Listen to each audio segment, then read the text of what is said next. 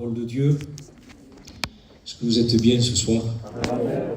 Amen. Et quelle grâce nous avons. Quelle grâce nous avons d'être là, réunis dans ces conditions. On est bien assis sur des chaises, il fait beau. On est bien, plein de serviteurs de Dieu. Il y a de quoi faire. On a une abondance de Dieu, on va en profiter. Ce soir, je vais parler avec mon cœur. Je vais parler avec mon cœur, j'ai pas un message écrit. Et puis je veux vous parler avec mon cœur. C'est bien de parler avec le cœur. C'est bien de parler avec le cœur. La Bible dit qu'ils prenaient leur repas avec simplicité de cœur. Avec simplicité de cœur. Vous prenez des repas. Pourtant, ça ne paraît rien de prendre un repas. Les repas, c'était important dans la parole. Ils prenaient leur repas avec simplicité de cœur, avec des cœurs simples. Alors on peut être simple, le contraire, on peut être très compliqué. Simple, compliqué, c'est le contraire. Mais quand il disait qu'ils prenaient leur repas avec simplicité de cœur, c'est pas que le contraire c'était compliqué, non. C'est le contraire de simple, c'est double. Ça veut dire que quand ils prenaient leur repas, leur cœur était simple, il n'était pas double. C'est bien de parler avec un cœur simple et de ne pas parler avec un cœur double. Alors quand on se parle de l'un à l'autre, c'est important. Mais quand on parle avec Dieu, c'est important aussi. Ce que je voudrais parler ce soir, c'est que c'est pas plus important de parler avec Dieu avec un cœur simple que de parler les uns et les autres avec un cœur simple. C'est aussi important l'un que l'autre. Si je considère que tout ce que je fais à mon frère grignote, c'est à Christ que je le fais, donc je dois veiller à avoir un cœur simple, autant avec grignote qu'avec Dieu. Si je ne l'ai pas avec grignote, je ne l'ai pas avec Dieu. Et je voudrais vous parler un peu on a commencé à le chanter. Vous connaissez Jean 3,16, le verset Jean 3,16, je vais le lire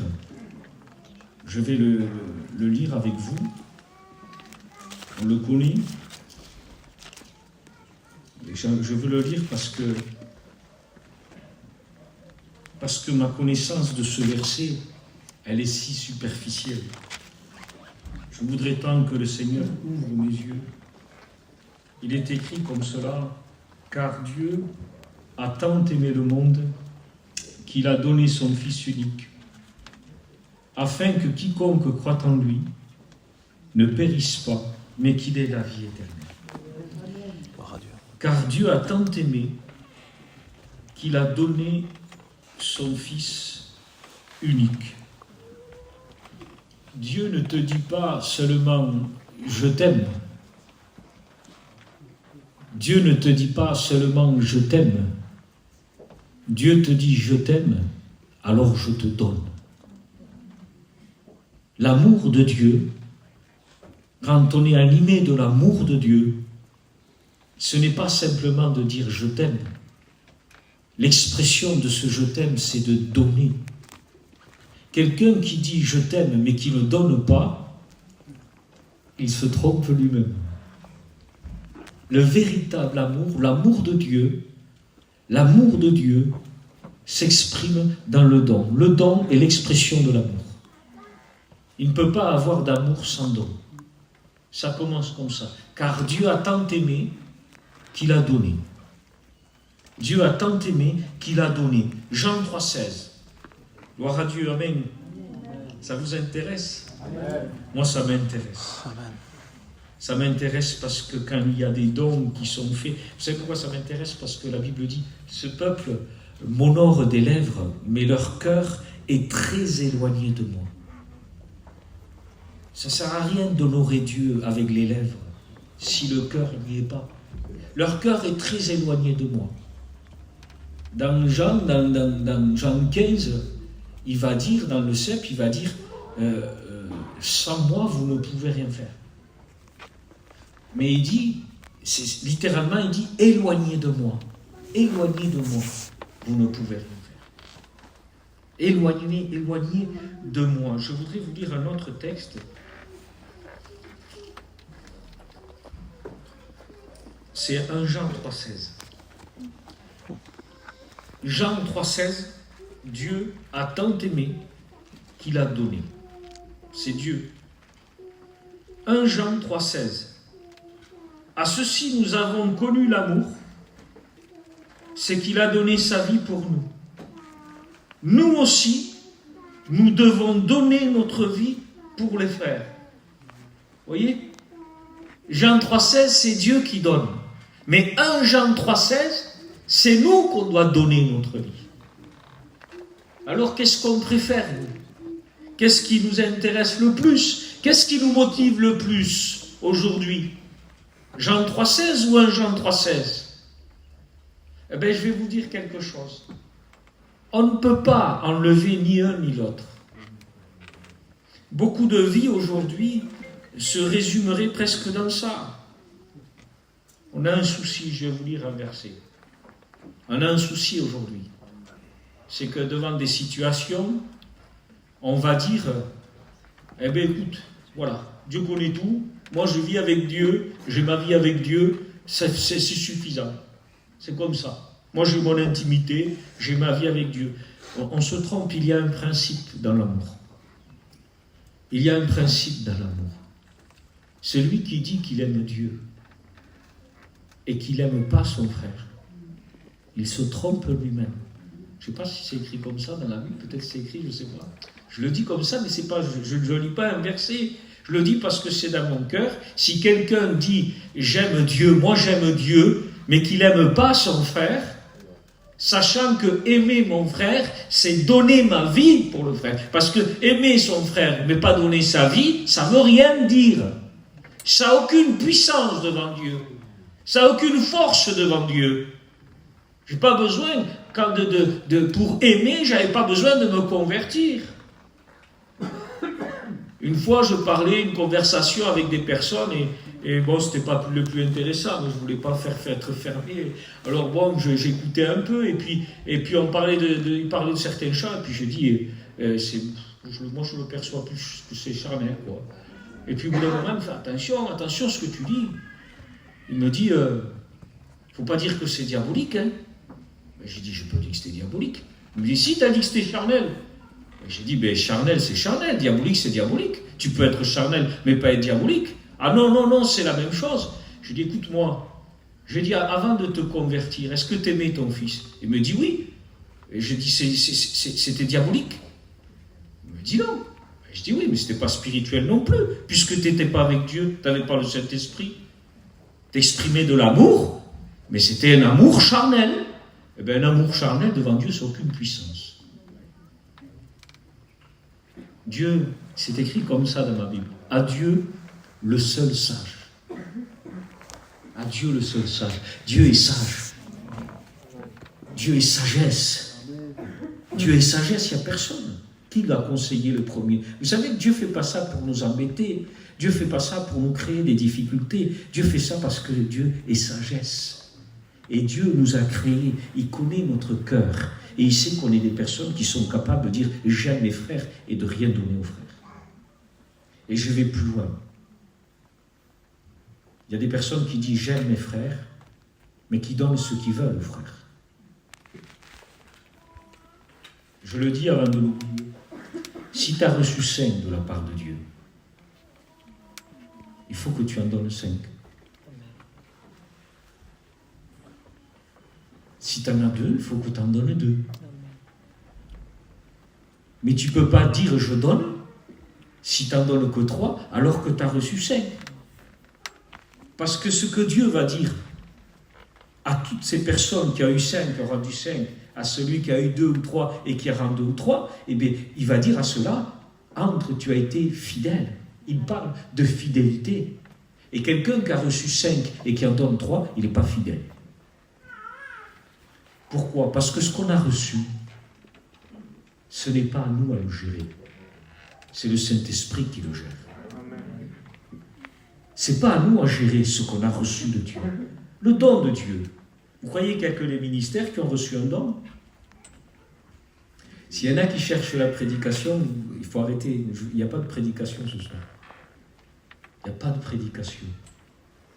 Mais c'est de donner. Le thème, c'est pas l'amour. C'est donner. Dieu a tant aimé qu'il a donné. Beaucoup de personnes aujourd'hui donnent, mais ils donnent ce qu'ils veulent. Le Seigneur disait, certains donnaient de leur superflu. Bon. Mais je ne crois pas que Dieu, ce Dieu qui a tant aimé, a donné du superflu. Dieu a donné son cœur. Dieu a tout donné. C'est facile, hein? Des fois, il faut beaucoup d'efforts pour, un peu étouffer notre conscience. Parce qu'il y en a qui veulent tout.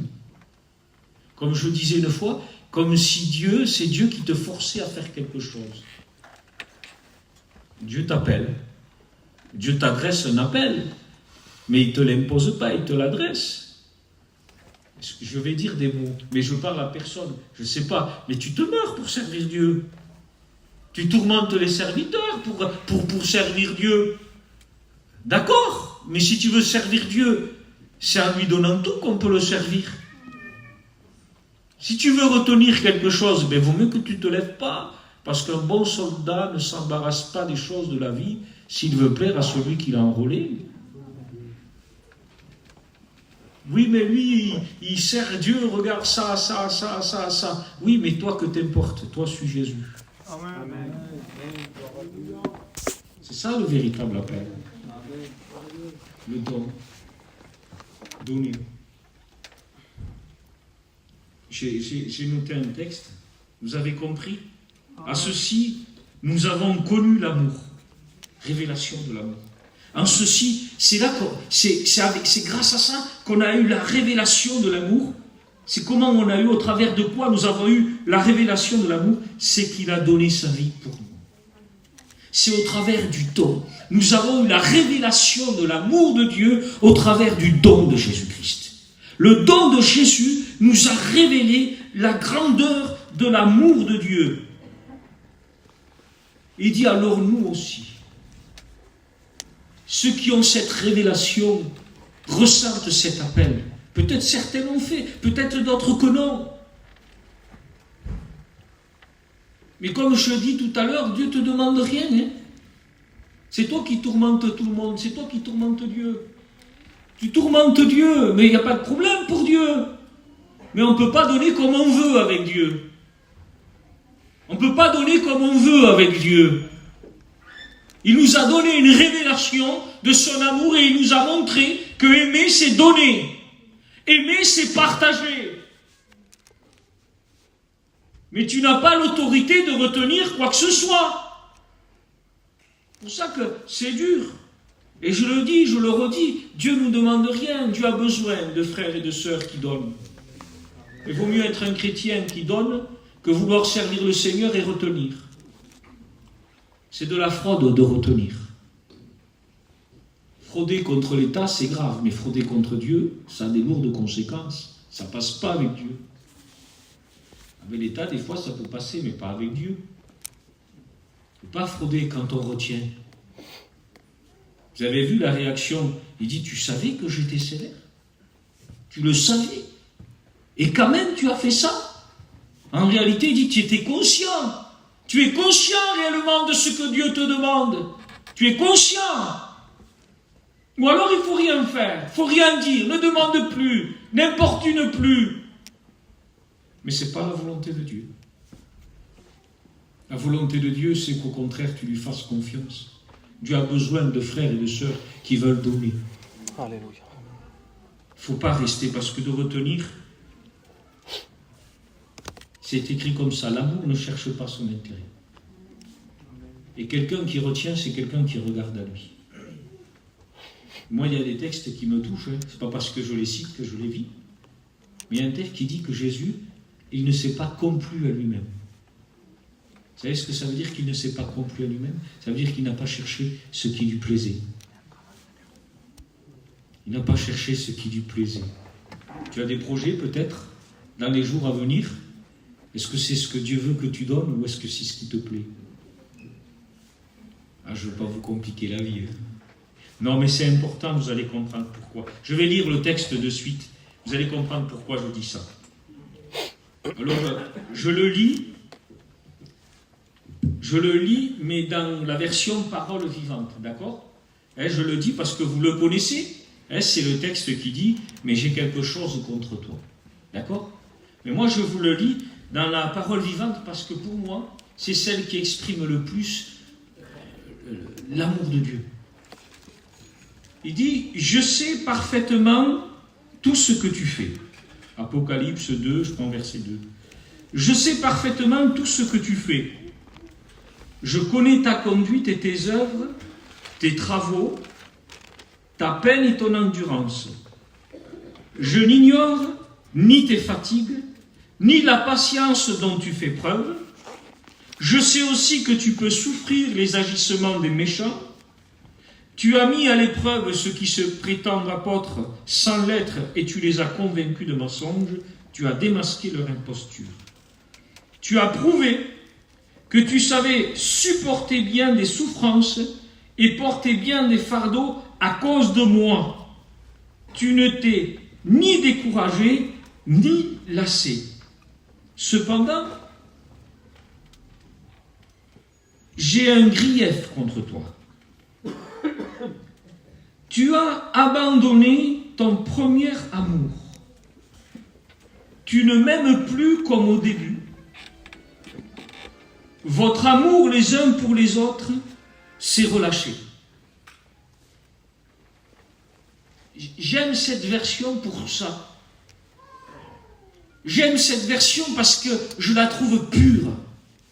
Je trouve qu'elle est pure parce qu'il dit ainsi, tu as abandonné ton premier amour, tu ne m'aimes plus. Dieu dit, tu ne m'aimes plus comme au début. Dieu, pourquoi tu dis que je t'aime plus comme au début? Votre amour les uns pour les autres s'est relâché. Vous voyez? Dieu associe l'amour qu'il y avait, tu ne m'aimes plus comme au début, et parce que votre amour les uns pour les autres s'est relâché. La preuve que tu ne m'aimes plus comme au début, c'est la façon dont tu aimes tes frères. Amen. On peut s'arrêter là, hein, si on comprend ça. Amen. C'est faux. Ceux qui disent qu'ils aiment Dieu, mais qui n'ont aucun amour pour les autres, pour le prochain, c'est des personnes qui se trompent eux-mêmes. Pardonne-moi les mots que j'emploie, de toute façon je parle à personne, je connais personne, mais c'est un amour charnel.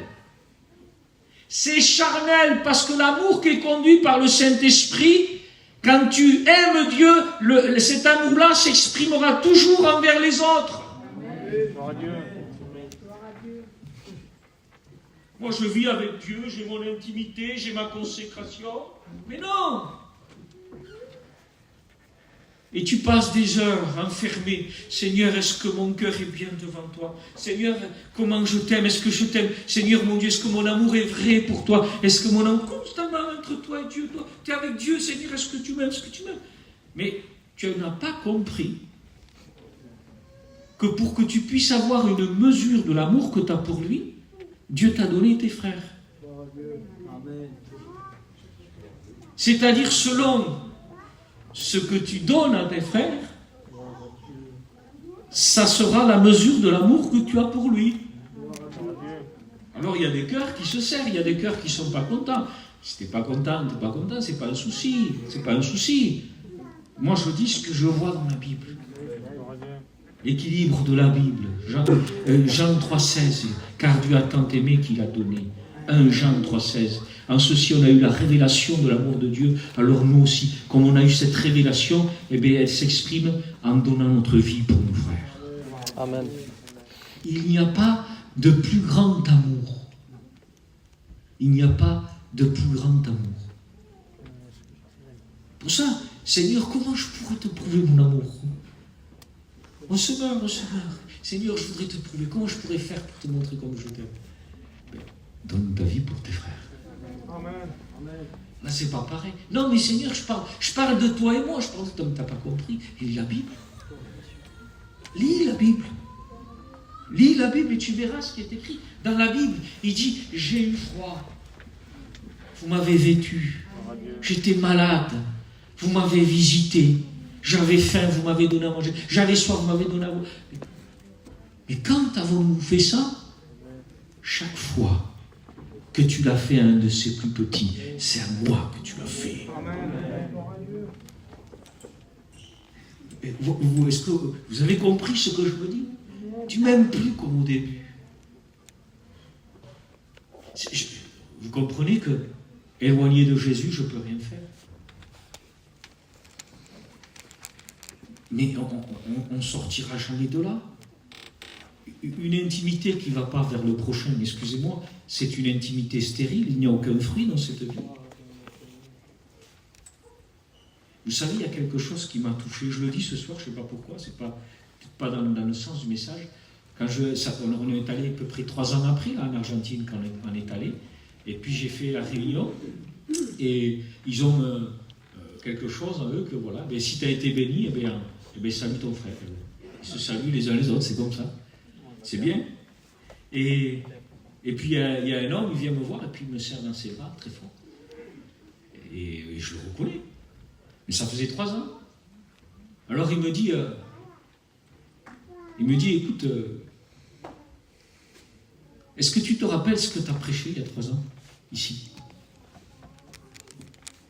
Je dis non, mon frère, je suis désolé, je ne me rappelle pas. J'avais fait plusieurs réunions. Il me dit, je vais te dire quelque chose. Je ne me rappelle pas ton visage. Mais par contre, je me rappelle ce que tu avais prêché dans cette salle.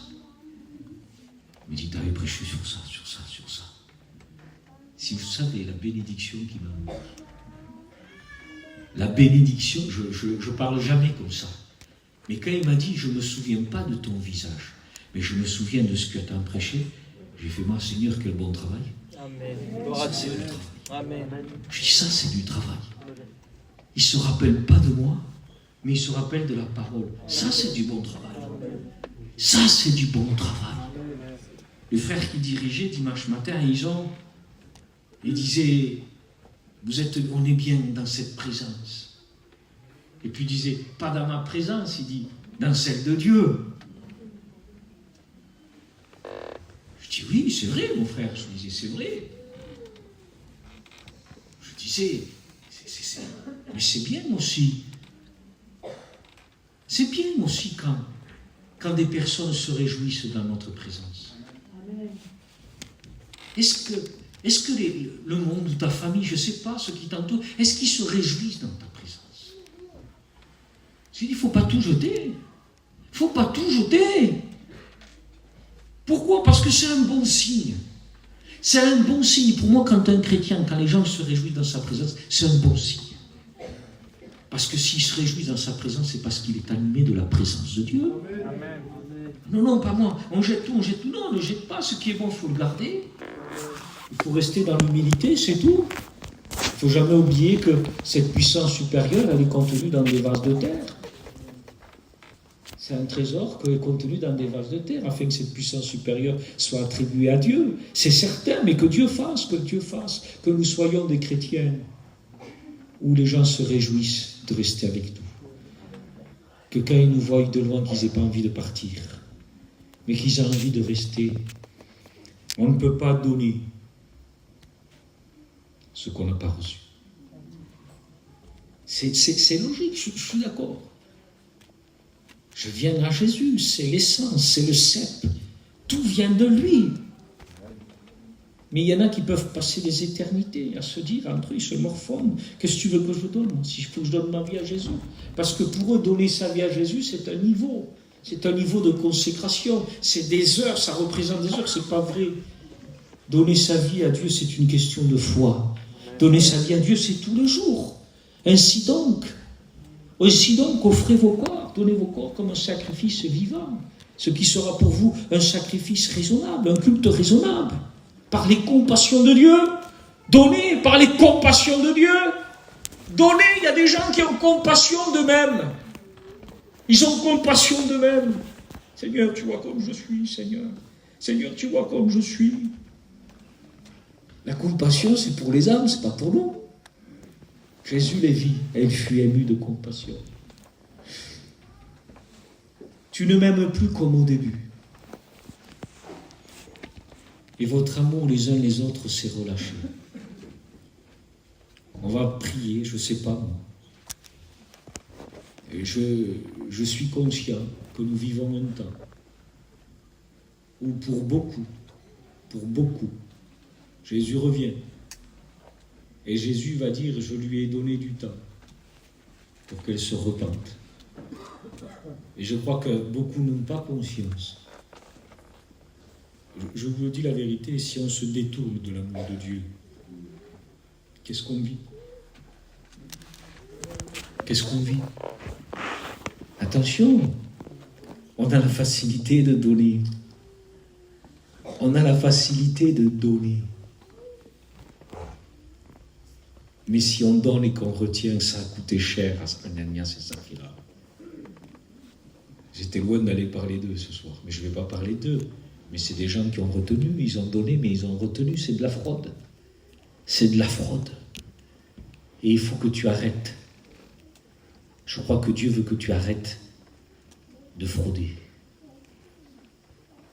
C'est quand même une grâce que Dieu veut que tu donnes ce qu'il t'a donné. Dieu veut que tu lui donnes ce que lui t'a donné. Il t'en a donné 5. Ne retiens rien, donne-lui. Donne-lui, de toute façon, excusez-moi. Tout ce qui retenait pour eux de la manne, ça se corrompait, ça pourrissait. Si vous voulez en garder de côté, la manne, elle pourrissait. Elle se corrompait. Parce que chaque jour, Dieu donnait ce qu'il fallait. Il ne faut pas que tu gères le don de Dieu comme tu gérerais peut-être ton portefeuille, sans juger. Moi, j'aurais besoin de plus de discipline, je fais n'importe quoi, je gère mal mes sous. Des fois, j'en manque parce que je gère mal. Mais il y en a, c'est pas qu'ils gaspillent trop, c'est qu'ils gaspillent rien. Est-ce que vous comprenez? Retiens. Il ne faut pas que tu gères le don de Dieu comme tu gères ton portefeuille. Il faut que tu laisses le Saint-Esprit donner. Ça fait peur. Je ne sais pas pourquoi, quand on parle de donner, il y a des gens qui pensent à leur matériel, à leur bien. Quand Dieu t'appelle à donner, c'est ce qu'il t'a donné lui. Il est question du don. Il est question du don, c'est ce qu'il t'a donné. Je ne parle pas, c'est vrai qu'on peut donner nos maisons, on peut donner nos voitures pour l'œuvre de Dieu, en les ouvrant, en les mettant à disposition, c'est vrai, mais je ne parle pas de ça ce soir. Ce soir, je parle de ce que Dieu t'a donné. Je termine avec ça. Tu te rappelles quand Dieu te l'a donné? La façon qu'il te l'a donné? La joie que tu avais? Souviens-toi. Il dit, souviens-toi d'où tu es tombé. Peut-être ce soir, il faudrait s'arrêter. C'est pas facile de se souvenir si on fait plein de choses. Mais peut-être c'est un temps où tu dois t'arrêter et dire à quel moment, Seigneur, à quel moment ça a commencé que cet amour a changé entre toi et moi. Qu'est-ce qui a fait changer? Qu'est-ce qui a fait changer? Alors, comme on va laisser le temps, je vais juste lire ces mots que Dieu m'a dit à moi. Que Dieu m'a dit à moi, mais ils m'ont fait du bien. Souviens-toi, à quel moment tu as dit, eh bien ça, maintenant moi je fais ma vie avec Dieu et le reste ça va. C'était pas inspiré par Dieu ça. Je dis, on ne peut pas justifier le chrétien qui décide d'aimer Dieu d'une façon différente, de ne plus l'aimer comme au début. C'est injustifiable puisque Dieu appelle cette personne à la repentance. On ne peut pas justifier.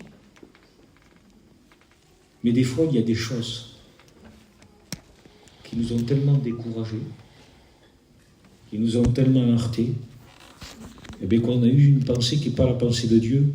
Parce que c'est vrai que tu aimes Dieu. Mais quand tu as commencé à dire maintenant, ben, ça va, je laisse tout tomber, moi je vis avec Dieu et puis voilà. Ben là, tu es rentré dans une voie qui n'est pas le Saint-Esprit qui t'a fait rentrer. C'est le découragement. Retenez ça. Le Saint-Esprit nous attriste. Nous pouvons sentir un attristement du Saint-Esprit en nous, mais jamais un découragement. Jamais. L'attristement, oui, mais pas un découragement. Je vous dis ce que Dieu m'a dit. Il est écrit dans Hébreux 12, je ne sais pas si c'est Hébreux 12, je crois que je me suis trompé à longtemps, la référence, je vous le dis de mémoire. Vous voyez, Hébreux 12, verset 3, écoutez bien. Considérez en effet celui qui a enduré de la part des pécheurs une telle opposition contre sa personne, afin que vous ne vous fatiguiez pas, l'âme découragée. Alors tu vas me dire, oui, mais ce n'est pas des pécheurs qui se sont opposés à moi. C'est des frères, c'est des sœurs, peut-être même un serviteur de Dieu. Mais c'est pire. Ça fait plus de mal quand un frère nous frappe que quand un inconverti nous frappe. Et il dit comme ça dans la parole de Dieu, considérez en effet celui qui a enduré de la part des pécheurs une telle opposition contre sa personne, afin que vous ne fatiguiez pas l'âme découragée, que vous ne fatiguez pas, que vous ne vous découragez pas. Et quand je lisais ce texte, je me suis rendu compte que Jésus ne s'était pas arrêté. Face à l'opposition, Jésus ne s'est pas arrêté. Amen. Et quand Dieu me montrait ce verset, Dieu m'a fait comprendre cela, j'ai écrit « Je ne dois pas m'arrêter à cause du méchant,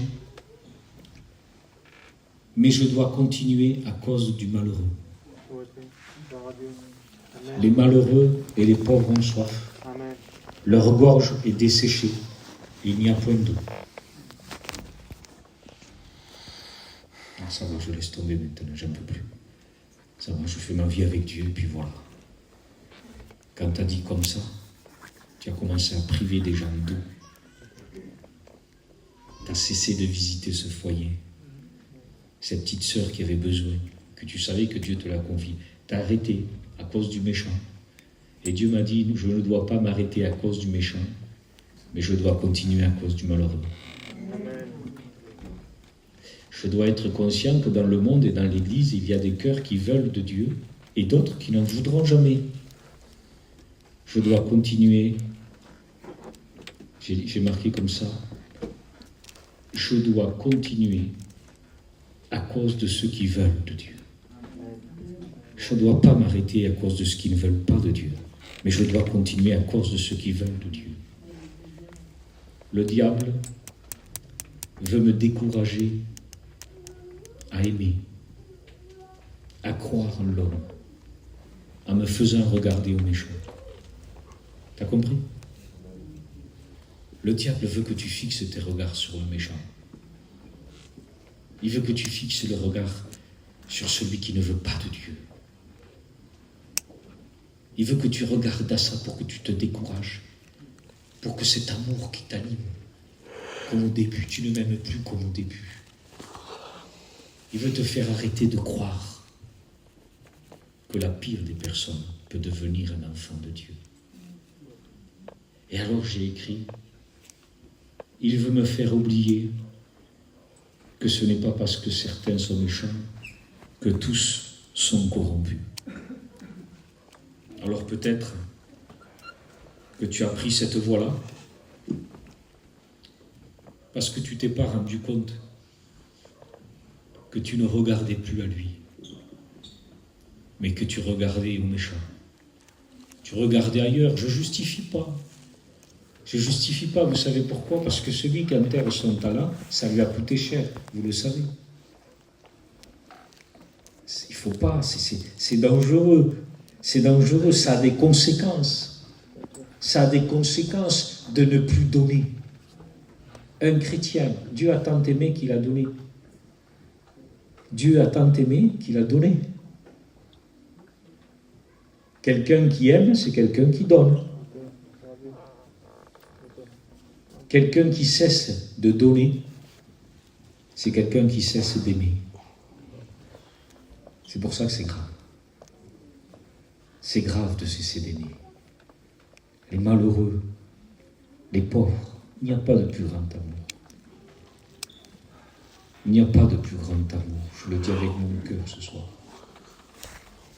Que nos yeux s'ouvrent, que l'Esprit de Dieu ouvre nos yeux spirituels et enlève les barrières qui puissent avoir, qui bloqueraient que cet amour s'épanouisse, s'élargisse. Je peux aimer que dans mon église, je peux aimer que dans mon mouvement, je peux aimer, non, on peut aimer l'âme que Dieu me présente. Anglais, chinois, arabe, peu importe, dans le pays que c'est. Dans le pays que c'est, celle qui est Dieu est devant moi, je dois l'aimer. Et si je l'aime, je lui donne. Je lui donne. Il y en a qui mettent les mains dans les poches. Je vais pleurer. Première fois, je suis allé en Argentine. On est allé dans les rues, j'ai vu des choses. Et le lendemain, on devait partir pour aller chercher des âmes. C'était comme ça, on a voulu prier. Mais quand on a commencé à prier, je me suis effondré là. J'ai craqué, j'ai pleuré. Parce que quand je marchais dans les rues, je me disais, mais il me faudrait des milliards pour les aider à tous. Il y avait tellement de misère, c'était énorme. Mais en plus, chaque fois que je mettais la main à la poche pour leur donner quelque chose, le verset qui dit « Ce n'est ni avec de l'or, ni avec de l'argent ». Ça me brise. Excusez-moi, je ne l'acceptais pas. Je me dis, comment, Seigneur, tu veux que je le dise? C'est un bébé. Comment tu veux que je dise à cette maman, elle a 13 ans, elle avait qu'un bébé dans les bras dans la rue, que je lui dis, c'est pas avec de l'or et de l'argent. Comment je fais? Je savais que j'étais dépassé. Et partout. Ce n'est ni avec de l'or, ni avec de l'argent. Et quand on était là, j'ai éclaté en pleurs et je pleurais. C'était trop lourd à porter, j'arrivais pas. Et je pleurais. Et le Seigneur m'a soulagé. Parce qu'il aimait comprendre que ce qu'ils avaient besoin plus que de l'argent, c'était de Jésus. Donnez Jésus. Donnez Jésus. On a cette grâce, le don que tu as reçu de Dieu, te permet de transmettre Jésus à celui qui a besoin. Alors, on va prier le Seigneur. Je veux juste remercier le Seigneur d'avoir partagé ces quelques mots importants. Amen. Important pour toi, mon frère, ma soeur. Celui qui cesse de donner, il cesse d'aimer. Et celui qui cesse d'aimer son frère, il cesse d'aimer Dieu. C'est pas biblique. On ne peut pas aimer Dieu sans aimer nos frères. Et je ne peux pas aimer mes frères sans me donner. Seigneur, je bénis ta grâce.